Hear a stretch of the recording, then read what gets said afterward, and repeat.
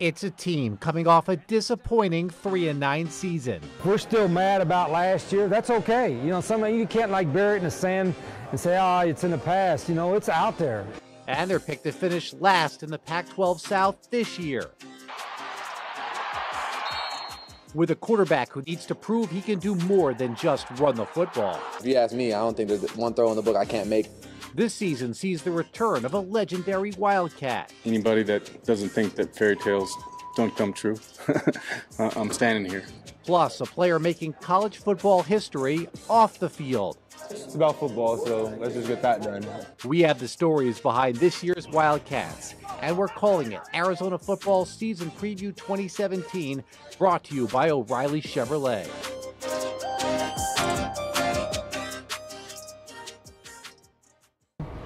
Hi, and welcome to Arizona Football 2017 Season Preview. I'm KGUN 9 Sports Director Jason Barr, alongside Erica Weston and ESPN Tucson's Zach Clark.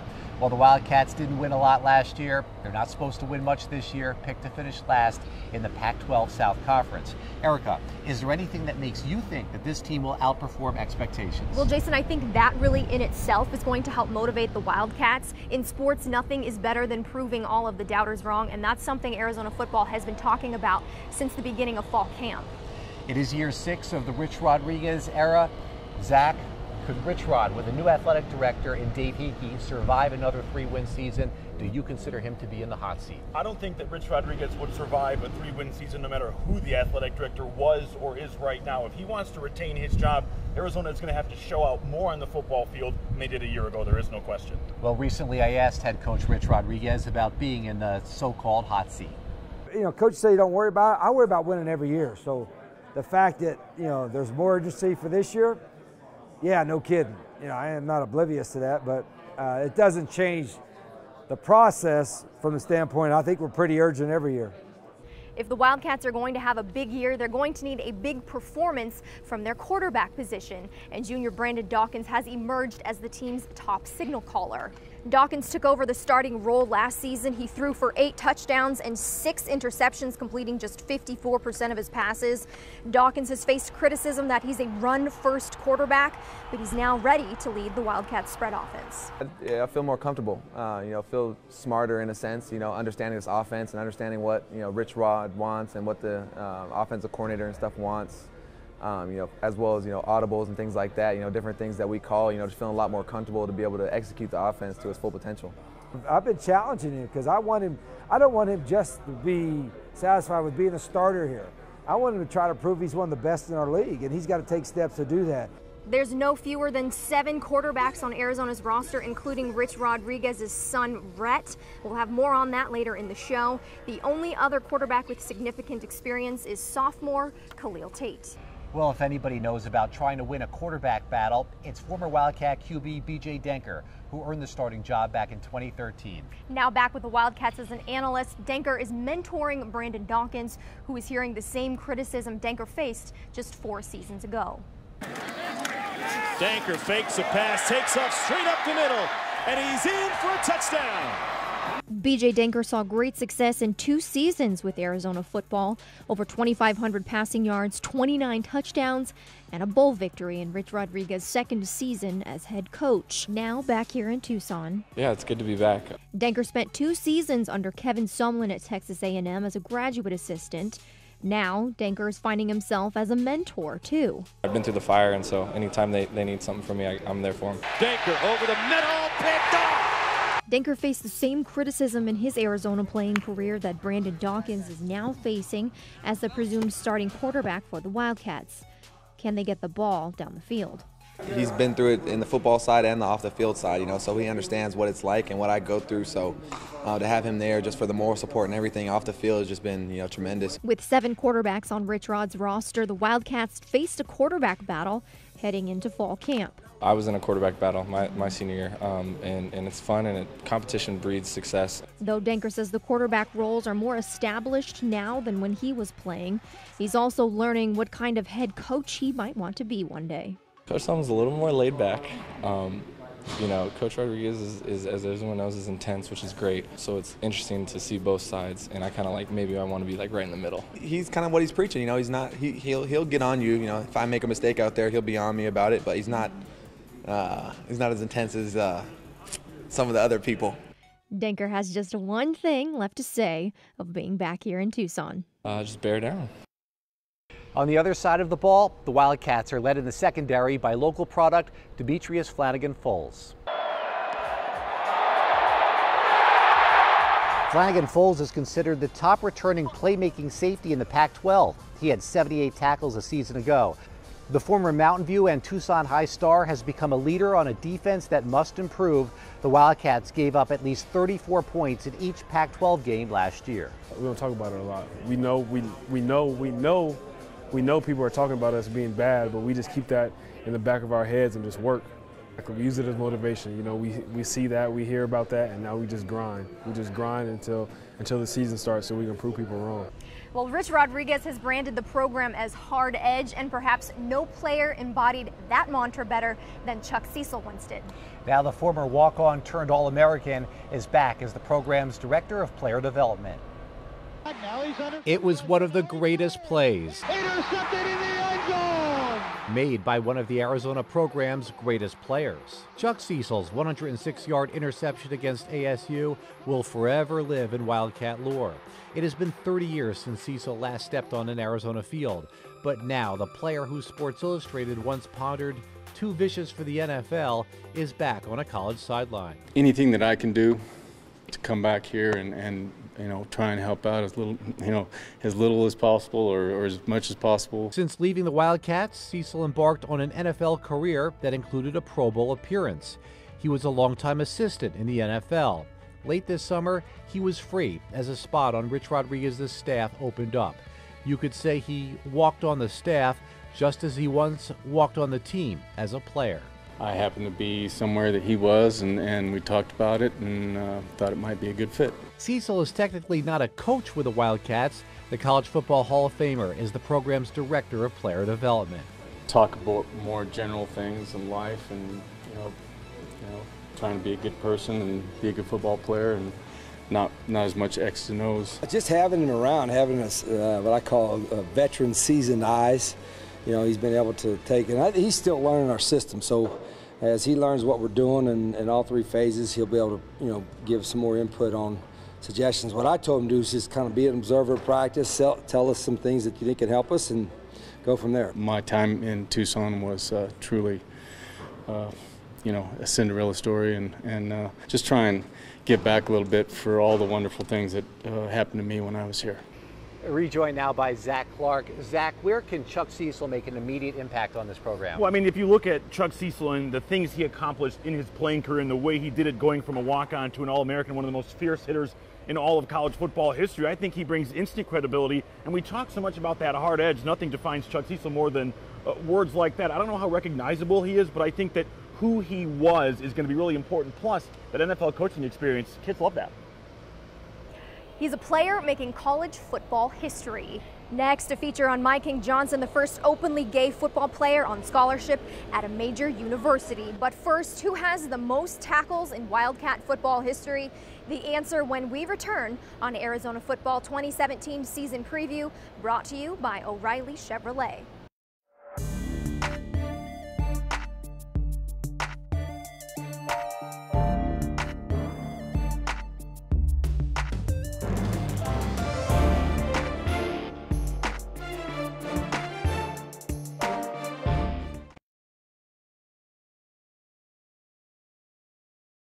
So who has the most tackles in Arizona football history? It's Ricky Hunley, who amassed 566 tackles from 1980 to 1983.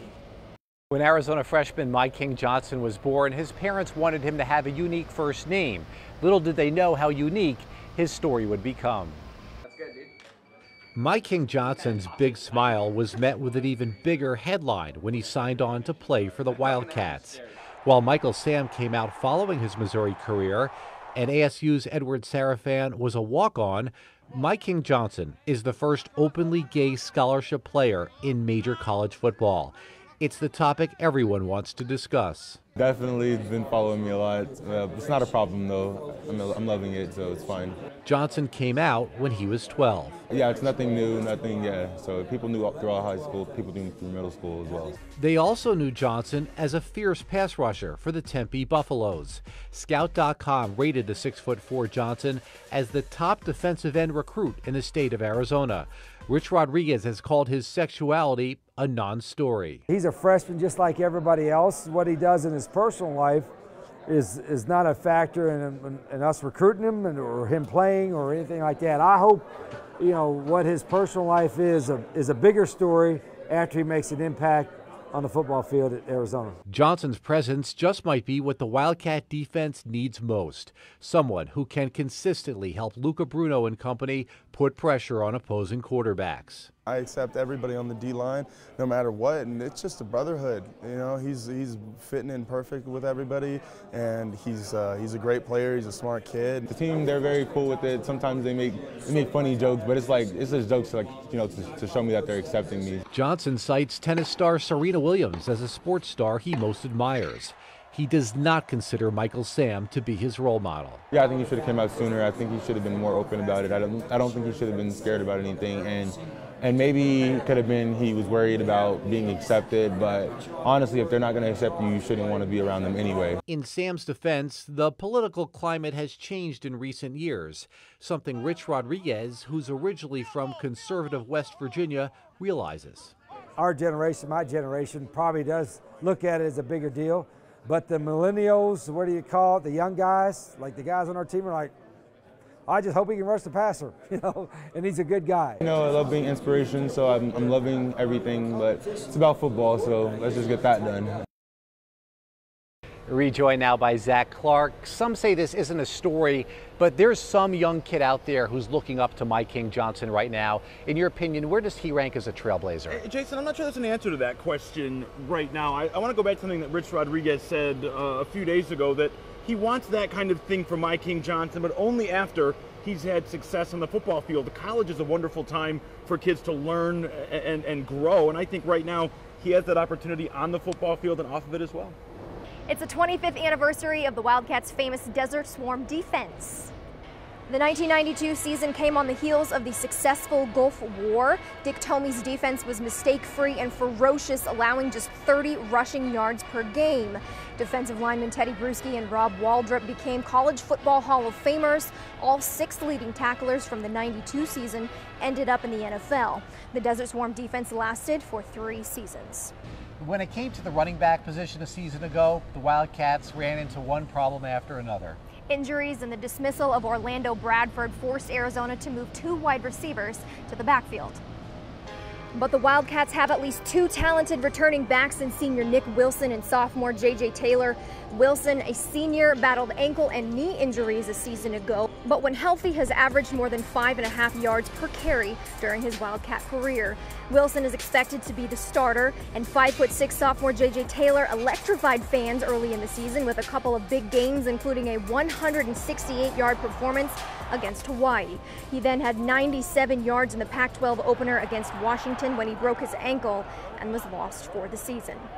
Zach Clark, I want to touch on Cam Denson. Here's somebody who just dominated high school football in Southern Arizona, but hasn't been an impact player with the Wildcats. Can he do so in his last chance as a senior wide receiver? Yeah, I mean, we're talking about a 4-star recruit, a 2-way player coming out of Cell Point. Jason, I think that he can. They've moved him around a little bit, and if he can become more comfortable in that wide receiver role, I like what his potential shows. And here's the thing, Jason, if Arizona is going to be successful this season, it'll be because guys like Cam Denson step up and get better. Rich Rodriguez said he believes the Wildcats have the best walk-on program in the country. Rich Rod would know he once walked on West Virginia University. Among the walk-ons who had a strong fall camp is defensive lineman Larry Tharp Jr. He chose to walk on at Arizona instead of accepting a scholarship at a Division II school. I really wanted to prove myself that I could play at the highest level of college football.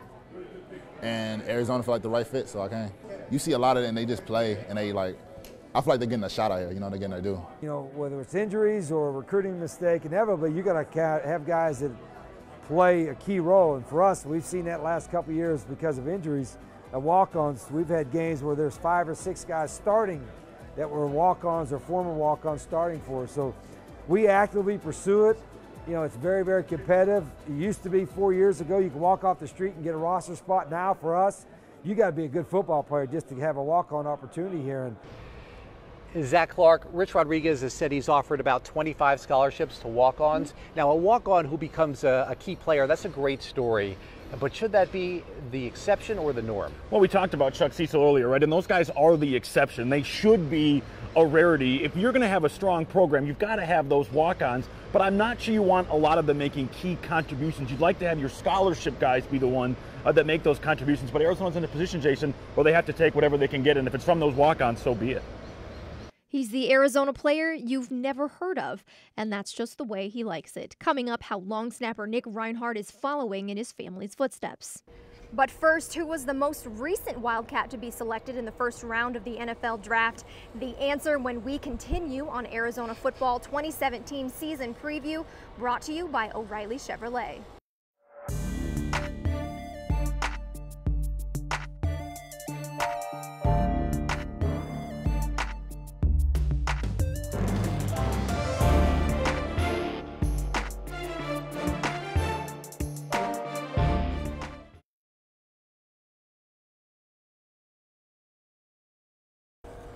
So who was the most recent Wildcat to be selected in the first round of the NFL draft? It's Antoine Cason, who was taken at number 27 by the Chargers back in 2008. You probably haven't heard much about Nick Reinhardt, and that's probably a good thing.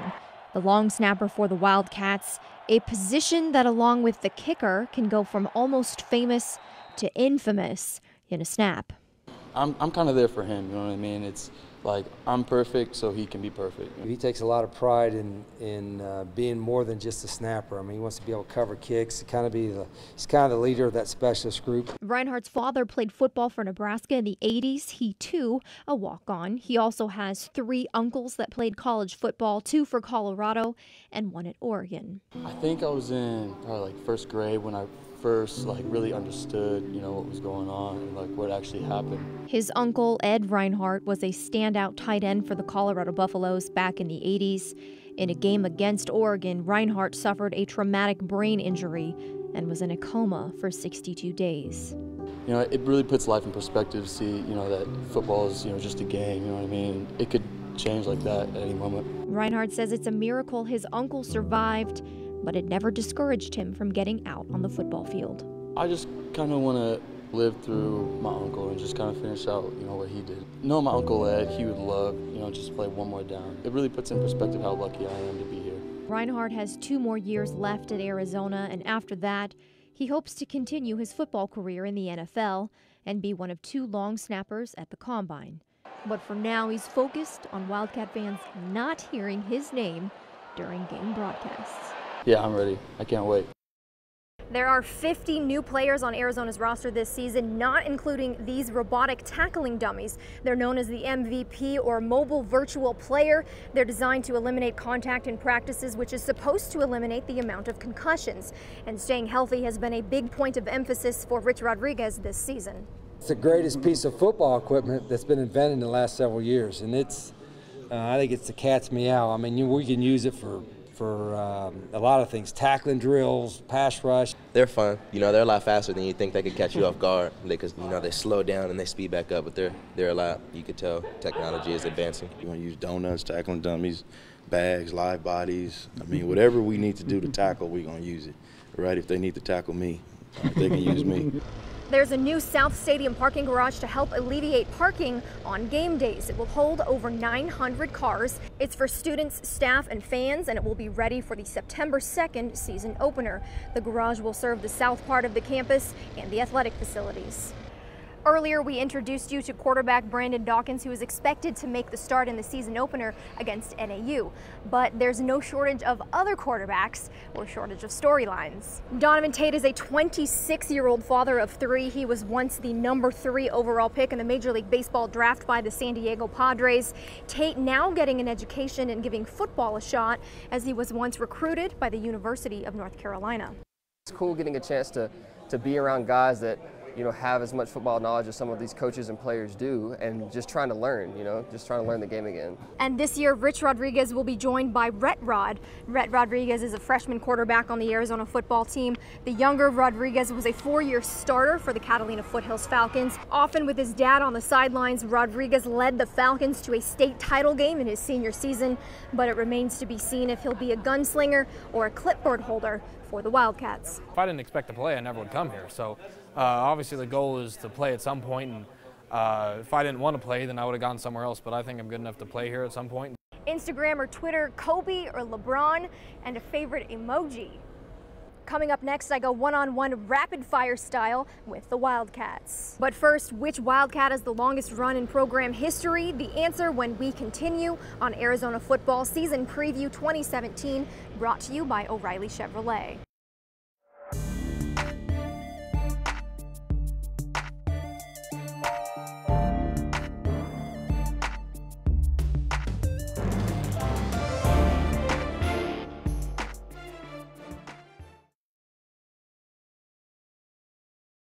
So which Wildcat has the longest run in program history? Trump candidate had a 96-yard scamper against San Diego State back in 1997. Do you ever feel like you don't really know much about the Arizona Wildcats off the football field? Well, we got to have a little fun with some of the guys during this year's Media Day, so you can get to see the sillier side of Arizona football. Favorite emoji? Favorite emoji? Hard eyes. Clouds with a little thunderbolt coming out of it. The storm is coming. Don't tell nobody. Coffee emoji. 3 words to describe you. Ooh. I like coffee. There it is. That's hard. You describe yourself. Calm, cool, and collected. Okay, charismatic, loving, and fun. Kobe or LeBron? Kobe. Oh man, LeBron, because I'm a team guy. Favorite follow on social media? Oh, man. Brandon Dawkins. Who do I follow that's funny? Favorite athlete growing up? Andre Johnson. That's why we're number 5 in high school. I'd have to say more recently, probably Cam Newton. Ricky Williams. Coffee or pumpkin spice latte? Regular coffee. Pumpkin spice. Never had the pumpkin spice, but I like caramel fraps. I can get my Keurig, with myself a nice little cup of coffee, sit down, relax, especially on our off days, sit down, relax, and I feel like I'm content with life. All right, well, that's a wrap from Arizona Stadium. We hope you enjoyed our 2017 season preview brought to us by O'Reilly Chevrolet. For Erica Weston and ESPN Tucson Zach Clark, I'm Jason Barr. We'll see you right back here for the season opener September 2nd against NAU.